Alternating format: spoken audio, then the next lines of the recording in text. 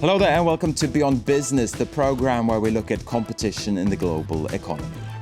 Bags full of cash and allegations of secrecy and money laundering. It sounds like the storyline of a mobster movie, but it's been reality at the Vatican Bank. The Institute for Religious Works, which is the official name, has tarnished the image of the Holy See. Pope Francis is making an effort to clean up the mess and dispel rumours of financial excess and scandal in the Vatican. To do that, he's replaced almost the entire board of the bank, but will it be enough to change things? Siobhan Silk has more. In 2012, the VatiLeaks affair shook the Vatican with revelations of nepotism and corruption. The next year, a highly ranking Vatican official was arrested as he tried to smuggle 20 million euros in cash from Switzerland. At the same time, newly elected Pope Francis was declaring war on greed. What's happening today? Well, if investments in banks and elsewhere drop a little, it's oh, what a tragedy, what can we do? But if people die of hunger, if they don't have anything to eat, if they're sick, then nothing gets through. That's the real crisis today. Francis quickly found he had to concern himself not just with the spiritual needs of his flock, but with financial scandal in the Vatican.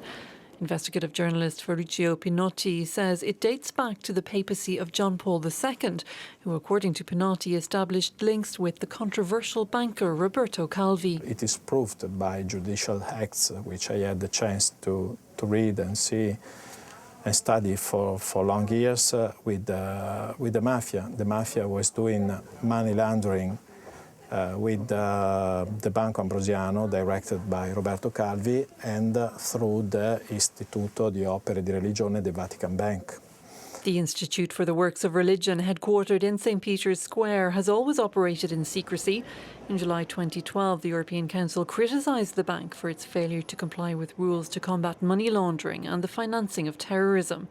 Benedict XVI and Francis promised to clean house. France 24 requested an interview with the bank but was turned down. Instead, we were provided with this document. In its 70 years, it's the first time the bank has published an annual report. There's no mention of the European Council accusations. If the bank would prefer to sweep them under the carpet, the author of a recent book on the transition from Benedict XVI to Francis is confident the current Pope will deal with the mess.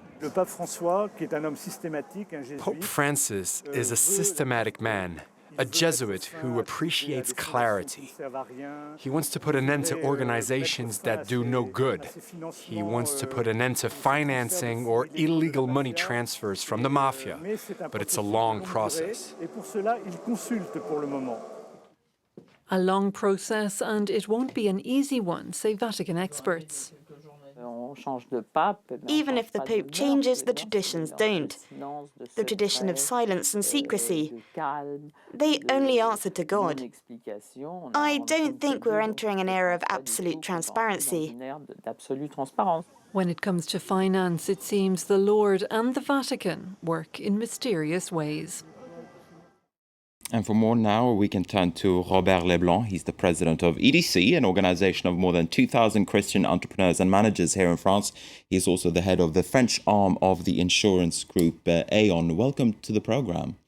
Now, a report from the European Council has said that the Vatican and the Vatican Bank has made progress when it comes to dealing with the money laundering issue, for instance. Do you think that Pope Francis will be able to clean up the bank's image? Well, it's difficult to know for now what he will manage to do, but pretty sure he is doing all his best to do it. And it's a long process. It's not easy, of course, because it's a long story behind him. So now the job is very difficult, but I'm confident. What do you think he can do? I mean, he's replaced almost all of the board of the Vatican Bank. What other steps do you think that Pope Francis needs to take? Well, what you say is the main issue. I mean, replacing the people when you're not confident with some of them, you have to replace them. And I think it's already done. There are new people. Then it's a technical issue. I mean, it's quite difficult to understand the accounts of a bank. And I mean, you need audits, you need a lot of specialists. It's not just a question and say, well, I want transparency. Okay, you want it, but you need to do a big job. And I think it's in process today. Now, even though progress has been made, my question is, why do you think that this problem arose in the first place. The Vatican is supposed to be a moral institution, after all. Why do you think that this happened?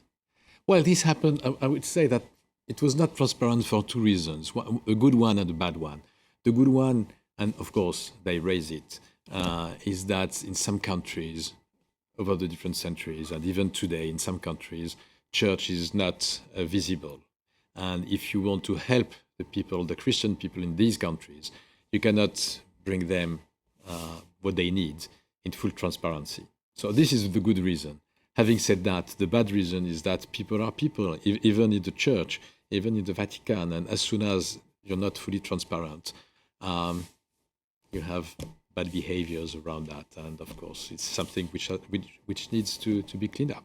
Now, we heard it suggested in the report, but do you think to a certain extent that the Church and the Vatican lost its way under John Paul II and Benedict XVI, the two preceding popes to Francis? I don't know exactly how long was the problem.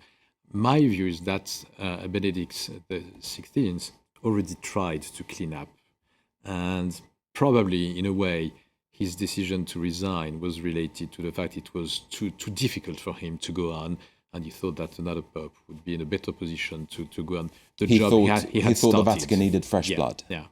It's what I assume. Yeah. Do you think that the current Pope Francis has the support of other parts of the Vatican establishment as he tries to clean up the church? Do you think that indeed others are as keen as he is, or at least as he seems to be, when it comes to basically working against this image of financial excess and greed? Well, greed is maybe, part of the problem, and greed was in financial markets. It's another issue at the same time. Mm-hmm. But to answer to your question, I think most of the people in the Vatican, I'm pretty sure, follow him in this approach, and I'm happy to see that he tries to solve the problem. Of course, some other people who are responsible of the current situation don't appreciate the change. Of course, some people don't appreciate the change. I just hope it's minority, and confident that the process will go on and that it will change the relationship between the Vatican as church and its own bank. And I think it's very important to keep the independence of the church. I mean, if you have this kind of power around you, I mean, people with strange links with other ones, you're not fully independent, and it's bad news for the mission you have. Do you think it's a good thing that the Pope has come out so strongly against financial excesses since he came into office? Yes, I think when he arrived, it was a problem all over the world. I mean, greed was pointed as one of the problems we had faced with the financial markets. I think it was a common view on the economics to say there's too much room for the finance. Having said that, finance is necessary. But some excesses were really a problem. So I think he was right to say that. And I mean, it's his job to say that. And for the people working the finance, they have to go on working, but having in mind that, well, they have to find the right limits of what they do. That leads me into my next question. Now, you represent an organization that consists of Christian entrepreneurs and Christian managers. Do you think there is a Christian way to do business? What do you make of that? I think the main difference is in the relationship you have with the people. I mean, having in mind that their dignity is something which cannot be negotiated, which is more important than the fact that you share or not their ideas, you agree or not on the project. I mean, having that in mind, change the relationship you have with them, and change also the way you develop the team, the way you develop the people around you.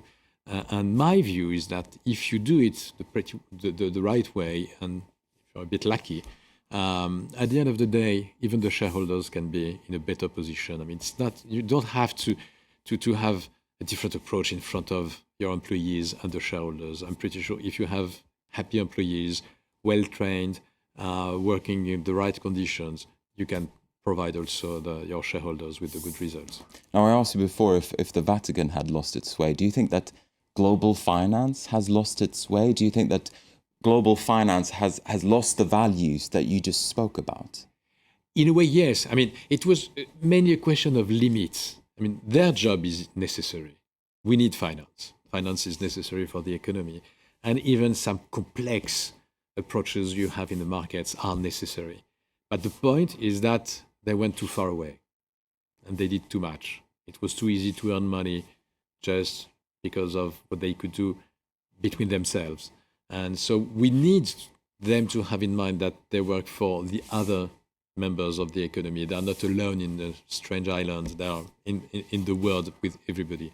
So I think it was necessary for them to understand that. I think the leaders have understood that they could not go on as before the crisis. And having said that, the other ones have to understand that they need finance also. Now, what you're saying, it sounds very good, but do you think that your ideas and the ideas that you represent, are they widespread in the business community? There's been quite a lot of scandals in the past few years, banking scandals, financial scandals. How widespread do you think that your ideas actually are at this stage?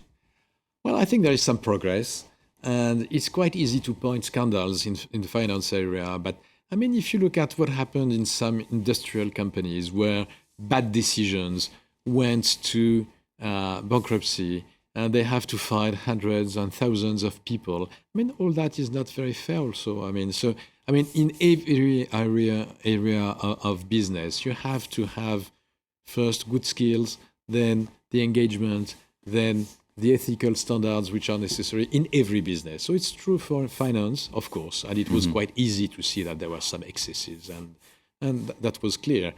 But they are not the only ones who face problems. Okay, Robert Leblanc, we have run out of time. Thank you very much indeed for speaking with us here at France 24. Thank you. And with that, we're also going to wrap up this edition of Beyond Business. Do stay with us here at France 24.